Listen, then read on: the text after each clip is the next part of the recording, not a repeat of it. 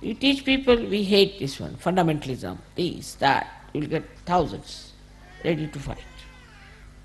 You can elevate their baser self and say, all right, come along, let us fight. Racialism, this, that, anything, even nationalism. All right, there are people. But when I say love, it's very different. Try to understand, and because of our collective work, you have to know that love is a source of energy that makes things grow in a living manner. It is the energy which is a living energy. Try to understand now. This is, people don't understand. Love doesn't mean that you hug somebody or do something, but living energy that understands, that makes you grow. I hope you have seen my books and I hope you have read it. In that I have described to you very clearly what is the living energy within us that works. And anything that is working, for example, see this flower. Now, I cannot order this one to go straight. It's moving in its own way. Let it be. It looks nice because no flower should look like another flower. Living energy never creates the same thing exactly than another. Only plastics can be done. Now, when it is growing in its own way. So whatever is built in within you, which is a living energy, built in but living energy, and a living thing that works, it blossoms by itself. The water of pure love is to be given. In pure love, what you see in another person as a guru, what's the matter with myself where it is obstructing me to go further? In another person as a guru, what you see is how to handle this man with love so that he comes closer to reality. It's a very gentle process. It's a very loving process. And nothing like really enjoying your love. Just to know that I love so many people itself is so great. And you to see, feel that I love so much. But it should be samadrishti, means with the same eyes you should see everyone. You see everybody with the same eyes. Isn't it? Only two eyes are there. But you see everyone with the same eyes. They are different. All right? You see them as different. But your eyes do not discriminate. Your eyes do not see somebody black, somebody white, somebody blue. They see what they are. When you start seeing with samadrishti, means the same eyes, same sight, not to change your ideas. Because what happens, that your own mind twists it and you start seeing somebody as different, somebody as different. Now with the eyes, I see the fact. But supposing my mind is off, I might see as a human being. So if you are a sane person, then you will see everyone as they are. This is samadrishti, is that you have the same eyes for everyone. Do not get twisted. So that you cannot have somebody is your special friend, somebody is number 2 friend, somebody is number 10 friend, and some as your enemy. Once you start looking at things like that, everything will get into proper shapes. Otherwise one can go crazy. Also it should be samyak. Samyak means integrated. There should be an integrated knowledge, like the eyes when they see where you are sitting, where you are, where is this person, where is that person, what is the relationship. So the knowledge about others is in relationship with each other. Now supposing there is a gentleman who has a child, and there is a problem between that gentleman and the child. To approach that person, you must know that he has a child. Not to just make him separated from others, singularize him. You take somebody, say he is from, say from England, or he is from Italy. Then try to understand him that he is from that particular background, and that background is around him. So he is like that. If you can have this kind of a full knowledge of others, there will be no problems, no quarreling, nothing. Otherwise there is a conflict all the time, and that's how one feels very tired. Eyes do not react. Eyes just see. Whatever is there, they just see. Eyes never react, but the mind reacts. And this reaction is the one which is responsible for spoiling your attitude towards people. So now, you should have a witness state. As Ganeshwara said, Niranjana Pani. Niranjana Pani. To see somebody without any reaction.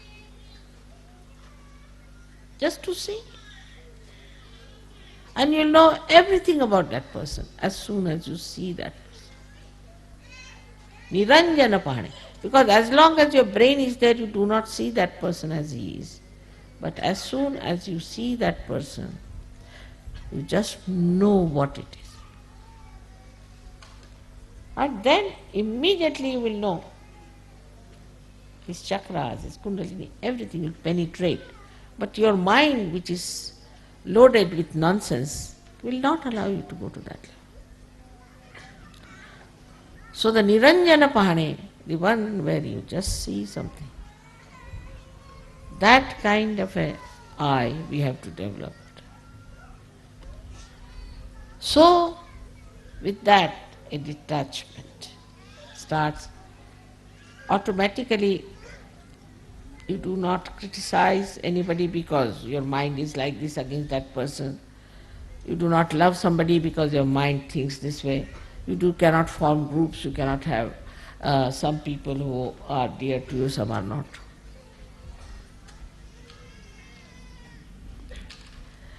Sometimes, if I do not smile at some people, then they grumble and say, this time mother didn't smile at me. I mean, I cannot keep all the time a smile, you see. You must also think of my muscles. All the time, how can I keep my smile on? But there are people who feel very bad that, you see, this time mother didn't smile, so I have to go on smiling all the time at him. I try.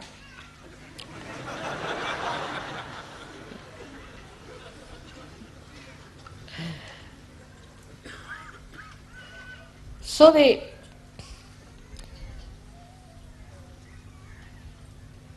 attitude towards others has to be with Niranjana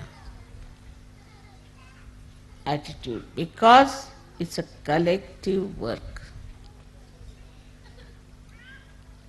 It's not strict.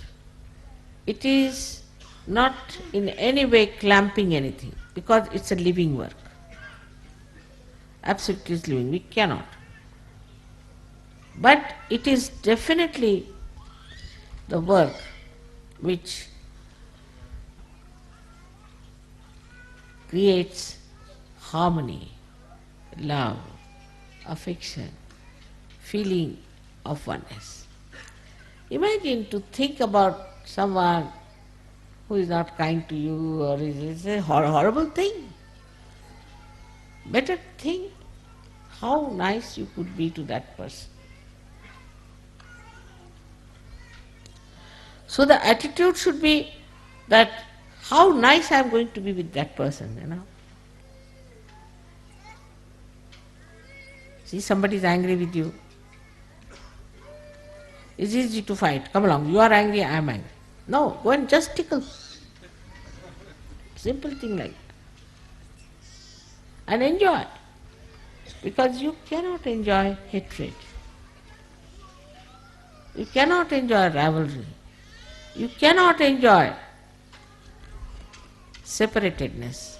Like this hand has to enjoy this hand.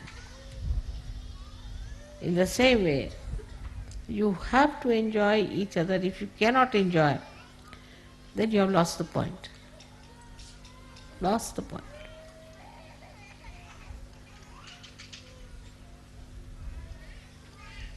So, in the collective progress, we have to know that we cannot progress if we have no sense of collectivity, that we are part and parcel of one person. If I pull my one ear, it's not that my ear will come out, but it will give pain to the whole body. That's why I say pull both is better.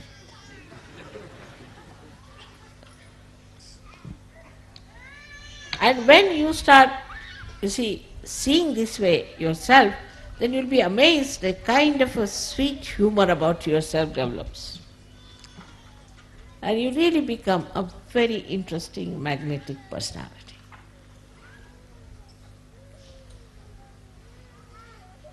And a very enjoyable person, extremely enjoyable. Everybody will seek your company. This is what is the sign of your Guru principle being enlightened. Of course, they have said that you should get detachment, you should not have any attachment to this and that and that and that. This is all talk. But actually, only introspection and assumption, or we can say the knowledge of your own depth itself will give you that feeling. If you have that knowledge that I am a Sajogi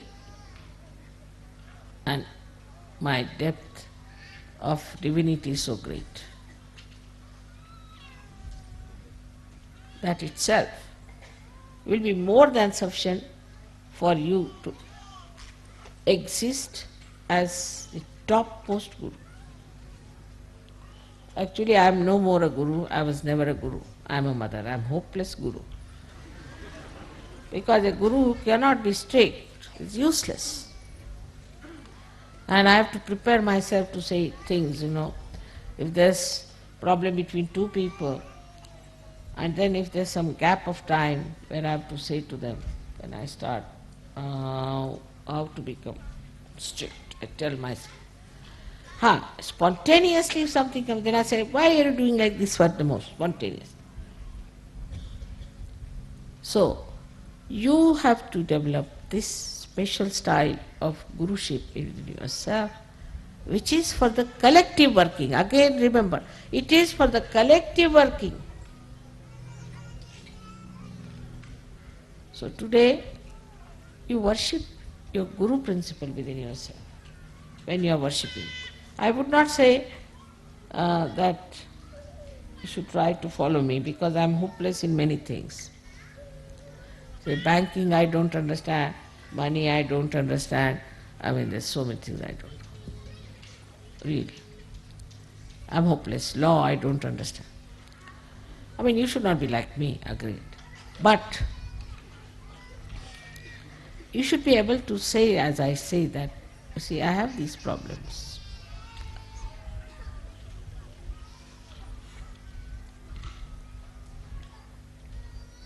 But one thing for sure, you must have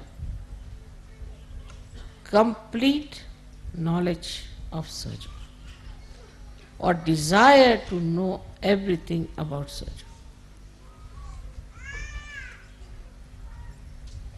If that works out, then you will swim into this ocean of knowledge like a jet, and whatever you want to know, you will know. But there should be a desire to know. Never get satisfied that I know sufficiently enough about Saja Yoga. No, never. In all other things you can be satisfied, but only on one thing, that Saja Yoga still I have to know through my brains. And my heart should have that knowledge. It should be in my heart, not only in my brain. I should know through my brain, it should be in my heart.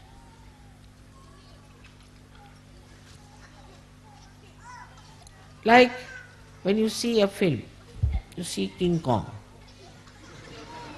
Then you know it's King Kong, alright, it's the film, doesn't matter. Normally our knowledge is like that. But if you see Mr. King Kong standing here, oh my God, he's already here.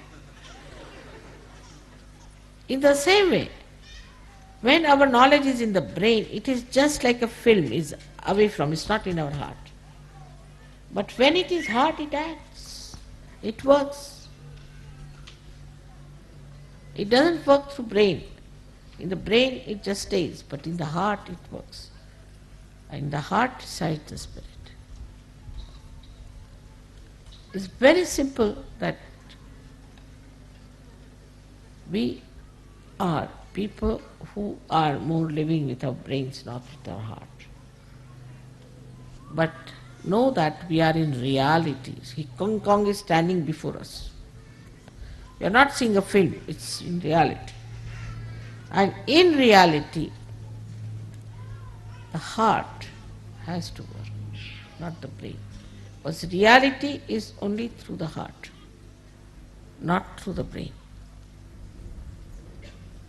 Once you understand this, then you'll open your heart, enlarge it. Now this is in my heart. So the whole thing will be so clear-cut in your head. You will know everything clearly. What is to be done, how to react, how to work it out. If you put all this knowledge of Sahaja Yoga into your heart, first of all you will have to enlarge your heart, otherwise you can't put this ocean. And then you say, this Sahaja Yoga. To me everything seems to be Sahaja Yoga. Buying this house, coming to this place, all this is Sahaja Yoga. I can see clearly. Anything that I see, I connect it to Sahaja Yoga immediately. This is Sahaja Yoga. Why this is so? This is because of Sahaja Yoga. This is Sahaja Yoga. So everywhere you start seeing Sahaja Yoga, when your heart knows what your brain knows. I've known people who know all the mantras very well, everything very well and all that, but in the heart. So put it in the heart. In Sahaja Yoga, the Guru is not through his brain, but through his heart. May God bless you. For the Guru Puja, Rajesh, tum le aaye? First he'll read it out. You see, now this Guru Gupta business, I never gave it to any one of you to read. The reason is not that it's not truth, you see it's truth. But it was told by Shiva to Parvati, what is the Guru? But why I didn't give you? Because all these Gurus in the market, they say, all right, I am your Guru and this is Guru Gita. In the Guru Gita is written, give all your money, all your belongings, all yourself, tana, mana, dana, your body, your mind, everything to the Guru and become a stupid fool. So they gave it to them. That's why I didn't give it to you. But today Rajesh, I've told him for the first time, but that doesn't mean that you should follow the way it has been described by Shiva.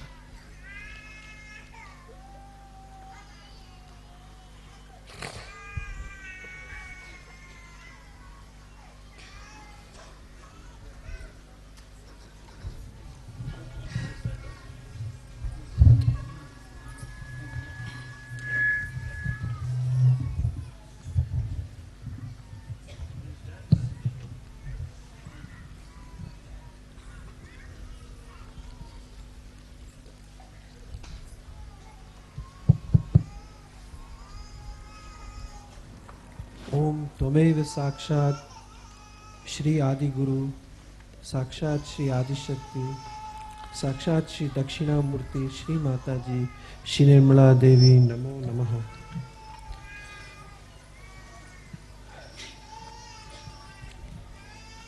In the Guru Gita, Shri Shiva, who is also known as Shri Dakshina Murti, the one who faces the south, is at the request of Shri Parvati telling her as to what is the Guru. Can you hear all of you? Who is the Guru? जरा खड़े हो जाओ, यहाँ बैठ के करो. And loudly. Just put it up.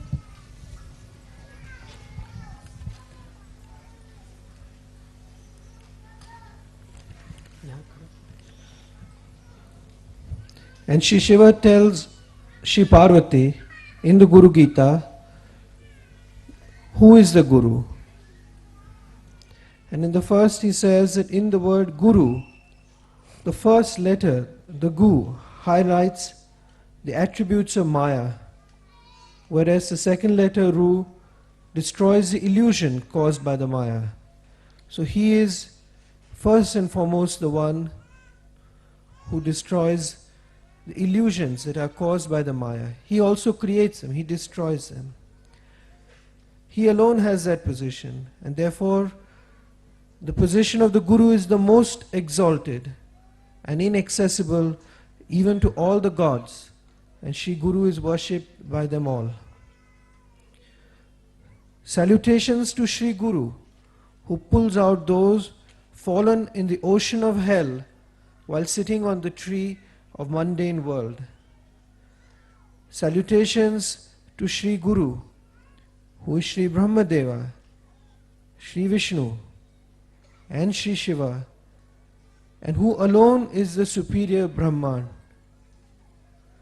Salutations to Shri Guru, who has created all knowledge for benevolence of the people, so that they have the bridge to cross the ocean of the mundane world. Salutations to Shri Guru, who opens the eyes of one who has become blind due to the darkness of ignorance by anointing them with the kajal of knowledge. Salutations to Shri Guru for achieving the enlightenment in the world. You are my father, you are my mother, you are my brother, and you are my God.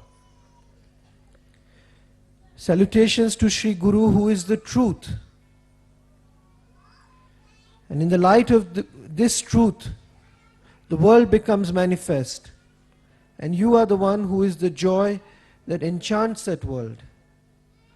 Salutations to Shri Guru, who is the Sat, the pure existence, the truth, having known which the world of variety of forms and objects ceases to appear as real. Salutations to Shri Guru, whose form is cause and action, and who is present as the cause in all action. Salutations to Shri Guru, whose presence as the cause and actions in everything bring oneness, brings the collectivity, brings the integration in the variety of forms and objects. Salutations to Shri Guru, whose two lotus feet dispel the heat of duality and save us from all calamities. Salutations to Shri Guru, with our speech, with our mind, with our attention, with our eyes.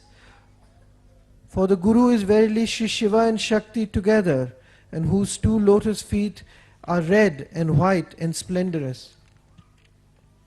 I meditate upon the Shri Guru, on the letter Gu, which shows the state beyond the three gunas, and Ru, which shows the formless forms, and who bestows on us the form which is beyond the three gunas.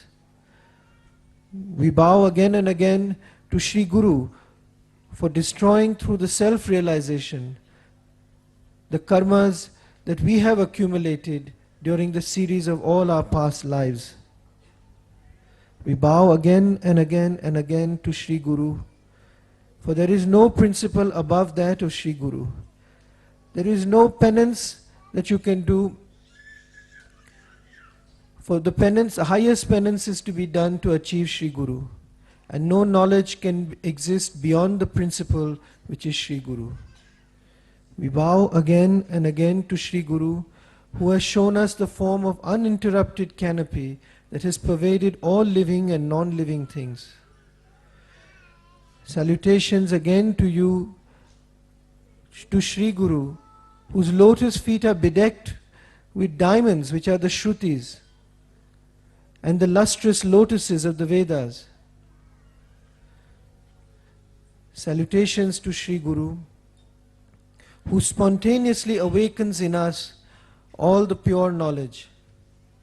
Salutations again and again and again to Shri Guru, who is Chaitanya, eternally serene, beyond confusion, extremely pure, beyond the Nad, the Bindu and the Kala. The origin of meditation is the form of Shri Guru. The origin of puja is the lotus feet of Shri Guru. The first puja is the puja of the lotus feet of Shri Guru. The first mantra, the origin of the mantra itself is the speech of Shri Guru. The first liberation, the origin of all liberation is only by the grace of Shri Guru. Sakshat Shri Mataji, Shri Nirmala Devi, Namo Namaha.